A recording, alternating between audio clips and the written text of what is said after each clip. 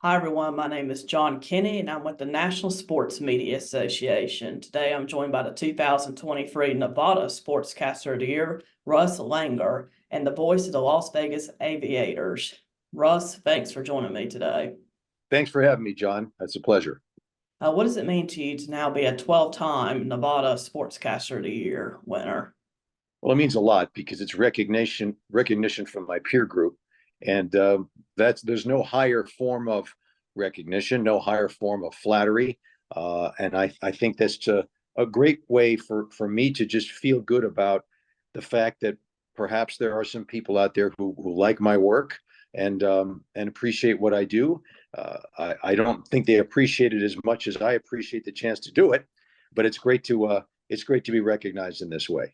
What are you looking forward to the most at the end of the month, getting to come to the awards banquet in Greensboro? I think the thing I'm looking forward to the most is a chance to interact with colleagues and friends in and out of the industry who are going to be attending, and it's going to be a lot of fun.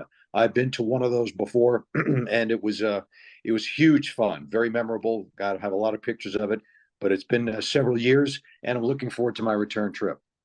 You've been the play-by-play announcer for the Aviators for a long time. How has your journey been so far, being the announcer for a while with the Aviators? Well, there's an old cliche, John, about living the dream, and I think that's certainly true in my case because honestly, if I weren't doing this, I'd be doing something else for a living, probably a lot more mundane. And the best day of doing that wouldn't be anywhere as good as the average day of doing this. So they're paying me to watch the games. I travel. I'm passionate about sports in general, baseball in particular. So this is a wonderful chance for me to exercise what I can do and contribute in my own way, and also have a tremendous amount of fun. How do you build your relationship with the players changing each and every day, with it being the AAA as they're hoping to go to the major leagues after AAA?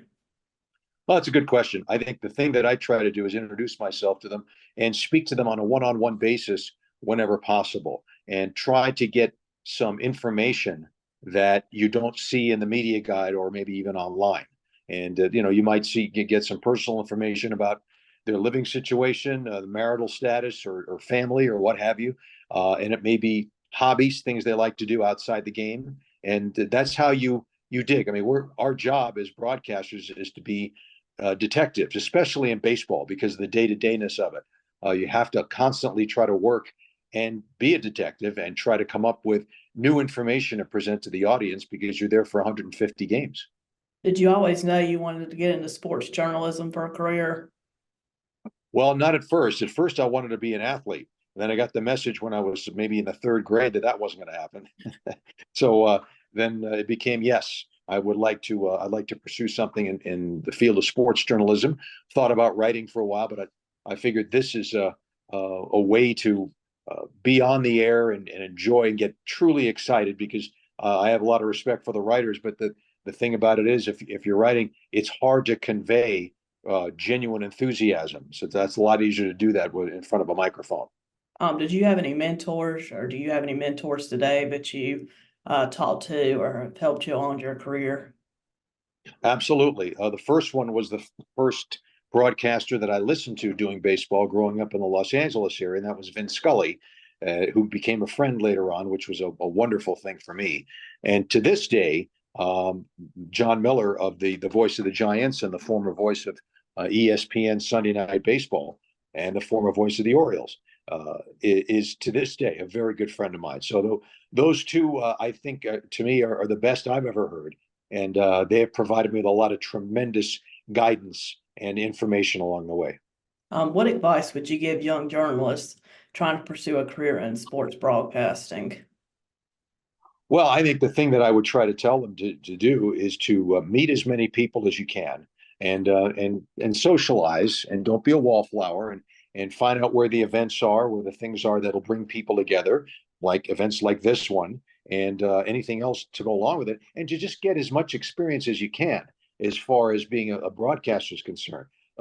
It's a lot more of a wide open space now in terms of opportunity than there was when I was coming up back in the 80s and 90s when there was no internet. And now you have games that are streamed online. You have all kinds of other opportunities with not only major colleges but Division II and junior colleges and high schools. There are a lot more chances to hone your skills, and so that's what I would encourage someone who's younger and wants to get into this to try to take those approaches, and then be a good person and work hard and have fun. Thank you, Russ, for taking the time to talk to me today. And again, congratulations on your 2023 Nevada Sportscaster of the Year award. Thank you, John. It's a pleasure. Thanks for having me.